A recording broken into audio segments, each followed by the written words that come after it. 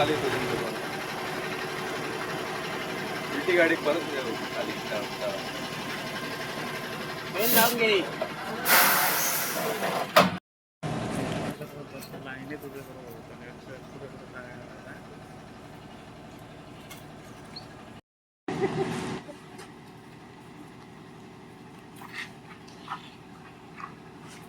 भाई जरा डीक नेता आता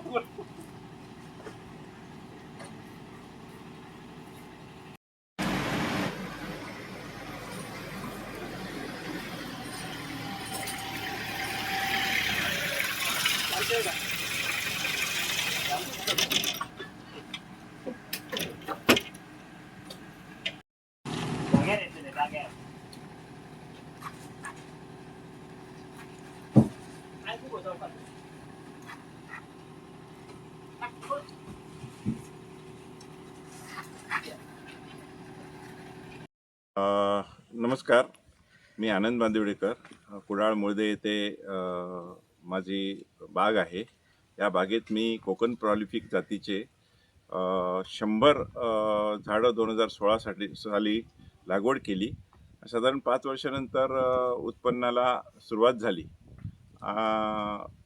काय होतं की हे जे झाड आहे म्हणजे स्पेशली कोकण प्रॉलिफिक हे थोडंसं सस्टेनेबल नाही आहे. म्हणजे गावठी फणसाच्या दृष्टिकोनातून थोडंसं तेवढं मजबूत नाही आहे. तर मागच्या 3-4 वर्षात चक्रीवादळाच्या तडाख्याने यातली जवळजवळ 100पैकी 50 झाडे उन्मळून पडली किंवा मोडून पडली. परंतु एक मी सांगेन की ही जी जात आहे ही उत्पन्नाला चांगली आहे. एका झाडावर ह्या आता तुम्ही बघता एक 10 वर्षाची झाडं आहेत. एका झाडावर जवळजवळ 100 ते 150 फणसापर्यंत उत्पन्न येऊ शकतं आणि येतंही. परंतु निसर्गाचं काही चक्रापुढे काही आपण काय करू शकत नाही. तसंच झालं यावर्षी.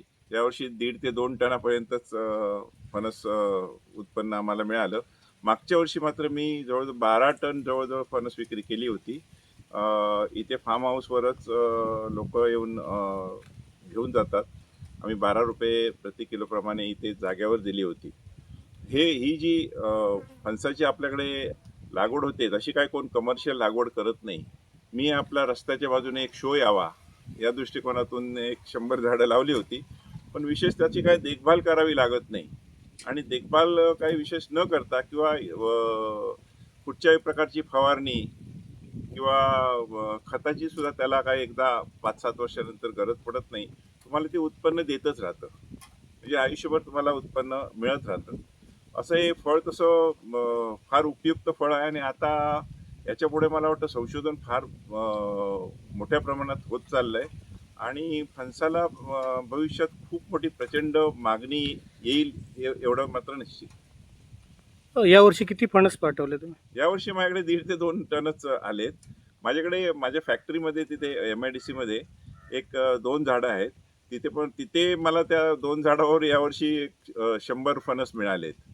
ते पण असेच म्हणजे सहज आपली काहीतरी आपण कोकणी आहे म्हणून लावलेली होती. पण खरंच ह्याला यापुढे ना मला वाटतं कमर्शियल लागवड जर झाली तर फणसाला खूप मोठं डिमांड येईल आणि त्याचबरोबर ज्या प्रत्येक घराच्या आजूबाजूला फणसाची लागवड आहे त्या फणसांनाही डिमांड येऊ शकेल. ह्या फणसाच्या प्रोसेसिंगवर काही इंडस्ट्री आपल्याकडे येणं गरजेचं आहे. कारण मला वाटतं जवळजवळ 60 ते 70% फणस यावर्षी may be more than that आपले हे उशिरा वटपौर्णिमा हा सण उशिरा आल्यामुळे गळूनच गेलेले आहेत आणि तशा अजून आपल्याकडे फूड प्रोसेसिंग इंडस्ट्री फार कमी आहेत.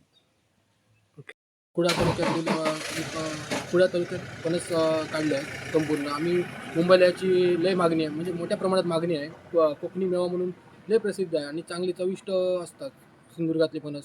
आणि मुंबईच्या ठिकाणी ठाणे, मुलुंड, आपल्या दादर, लालबाग या ठिकाणी मोठ्या प्रमाणात मागणी आहे आणि चांगला दर भेटतो तिकडे.